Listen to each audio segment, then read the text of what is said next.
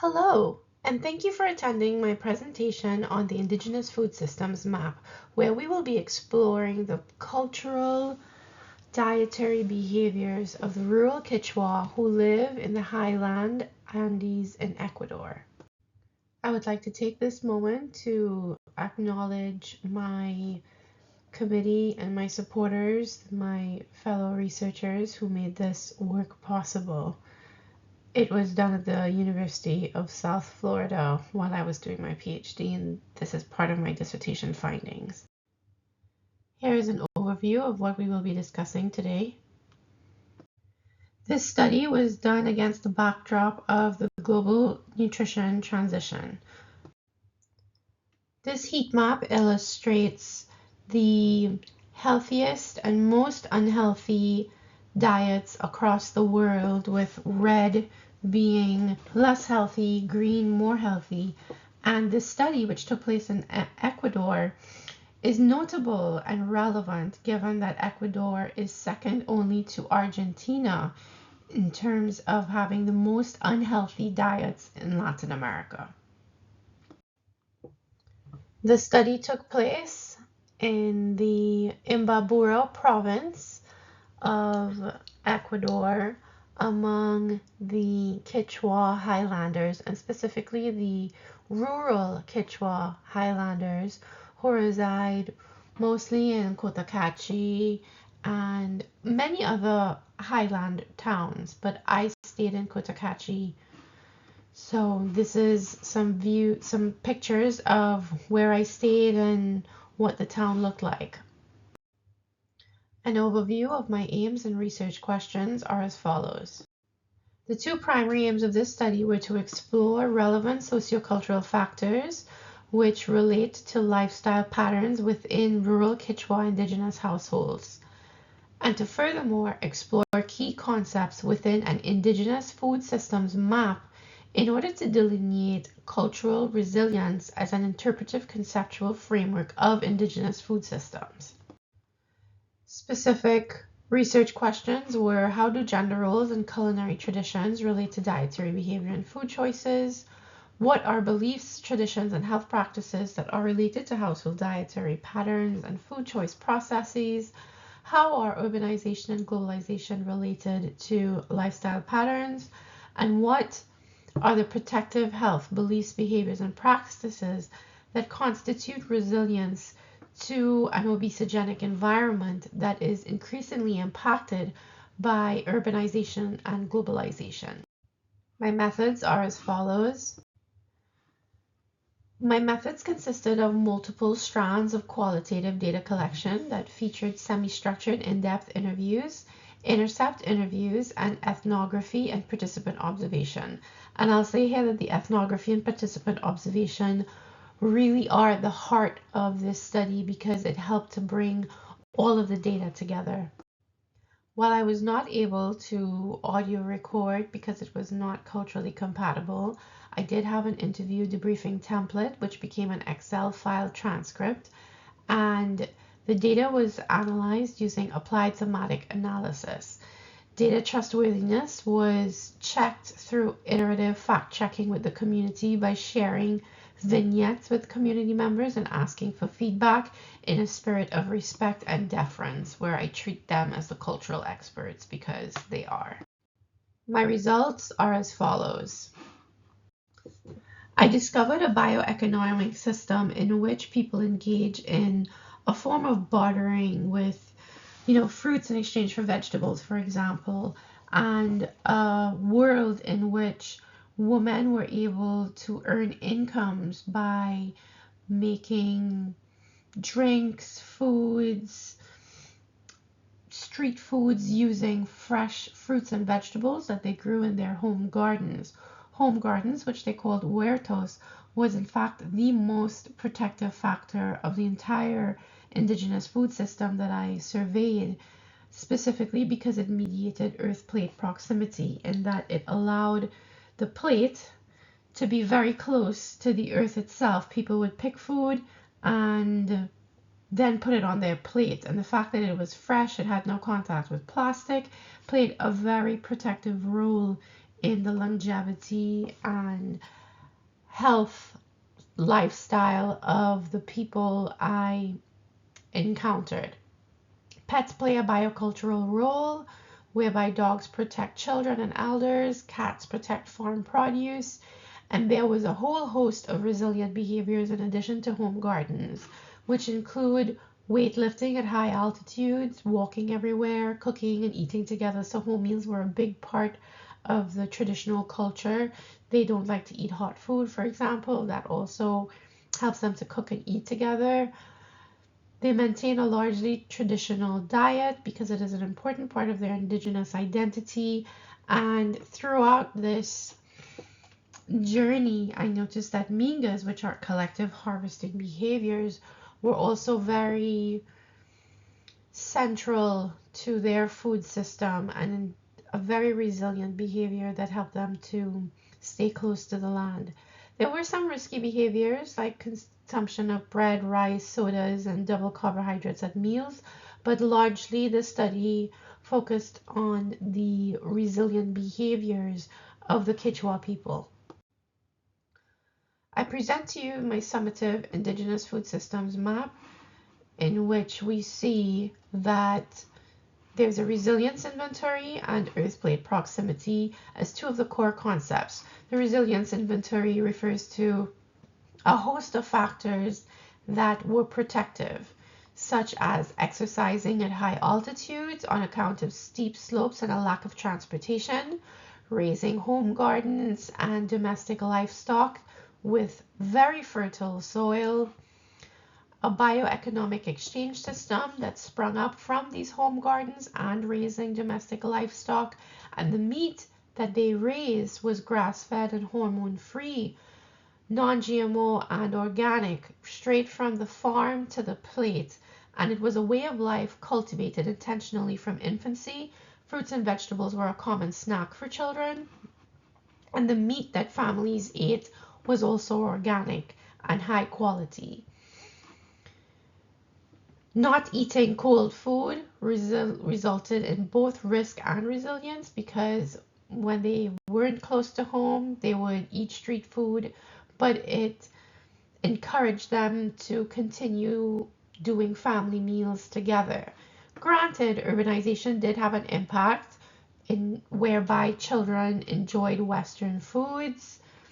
However, their ancestral identity was really a cornerstone of their indigenous food system, and it maintained much of the Quechua dietary culture and traditions among the rural Quechua. The urban Quechua is a little different, they're more urbanized. But among the rural Quechua, food is most definitely a woman's work. La mujer es el jefe. That was a common theme across households that I interviewed. Dogs protected children and facilitated physical activity. Cats protected livestock. Husbands went out to work.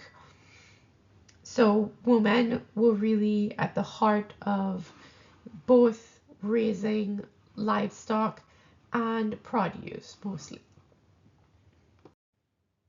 Their diet consisted mostly of corn, beans, rice, onion soup, lots of soups to stretch food, quinoa, and potatoes.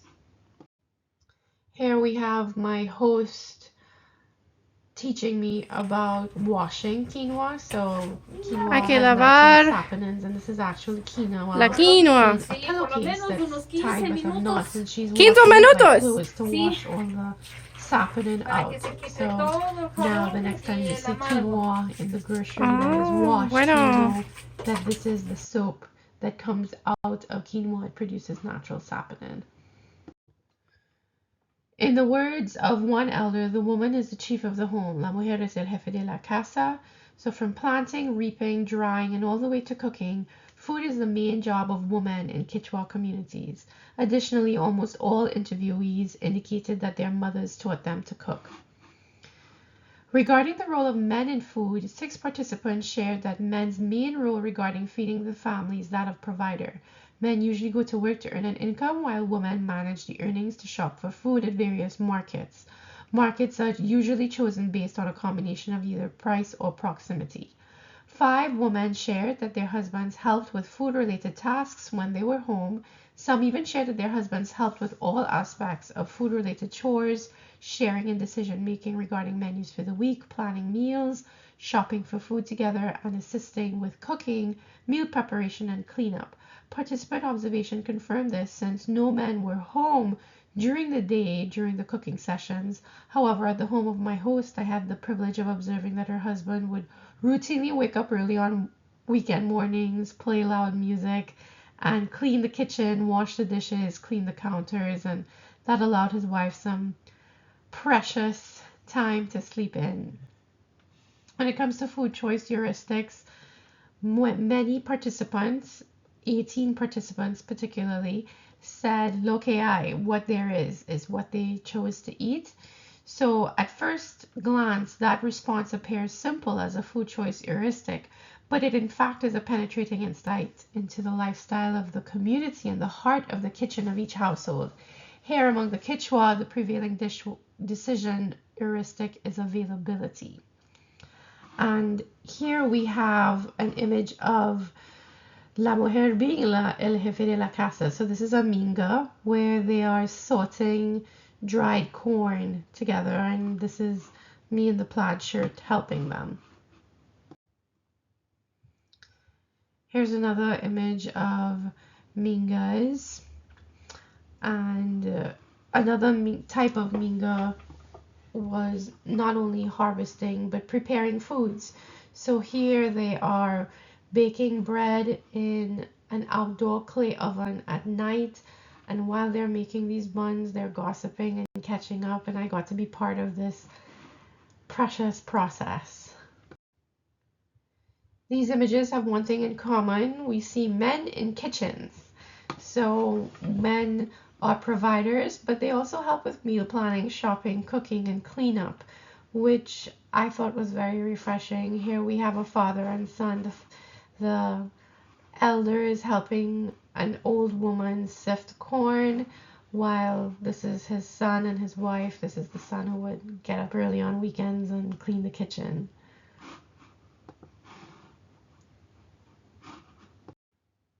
This family sifts this volume of corn. What we see in the bags, it's all dried corn. Like the other families I met, the majority of it is for family consumption. Here is an image of traditional meals being prepared.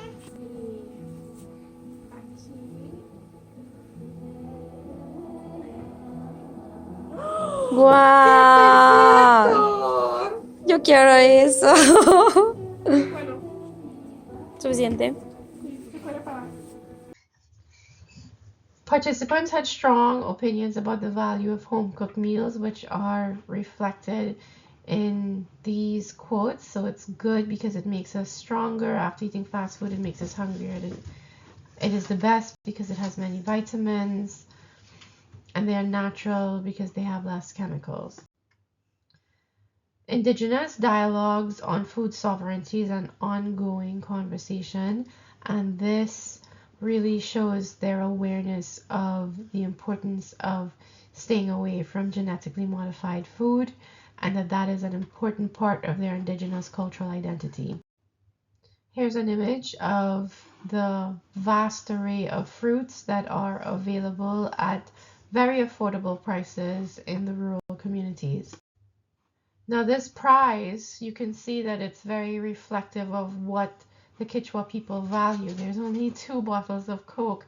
Everything else is fresh fruits, and that's very indicative of how central fresh fruits and vegetables are to their cultural identity.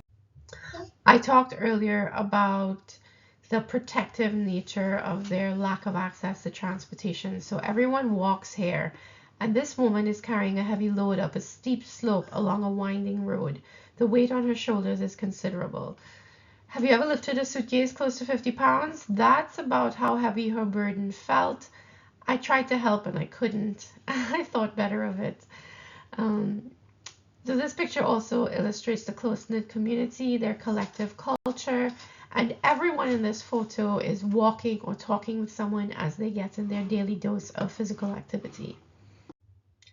Not only are people's plates close to the earth, in this pastoral community where many families own a cow, chickens, or goats, they personally share a deep connection to the earth and nature on account of their agricultural and pastoral activities. In all of these pictures, we see children and adults who are physically close to the earth. And we now know that, through grounding, that is very important for health and well-being. And many of these households had multiple generations, elders who lived very long lives and without a lot of health complications. So we can see that there is some impact of living so close to the earth. This picture gives an idea of the variety of livestock. One thing to note is that guinea pigs are considered a delicacy, and it does play a biocultural role in diversifying their diet and adding nutrient-dense food to the diet, because these guinea pigs, pictured on the top left corner, are fed a diet of alfalfa and nutrient-dense food, which is in turn passed on to the meat when they are consumed by the Quechua people. In this home garden, the cat rules. The cat is the protector of the produce and protects produce from rodents. So whereas dogs protect children and the elderly, the cats protect the produce, and these are white squashes that are used to make a sweet dish that is consumed with corn cakes. And here we see the dogs are a truly ubiquitous part of life. They're playing with children late at night, but also consoling and protecting the elderly.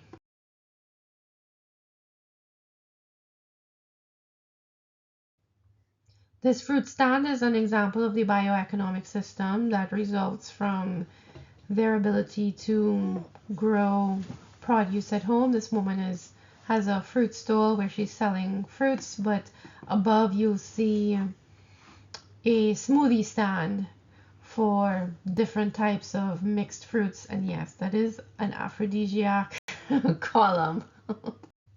My discussion is as follows. So in summary, we have overviewed the key concepts within this Indigenous food systems map and the behaviors driving the resilience inventory and earth plate proximity. Future research directions would really focus on applying this Indigenous food systems map or adapting it to other Indigenous cultures, ideally.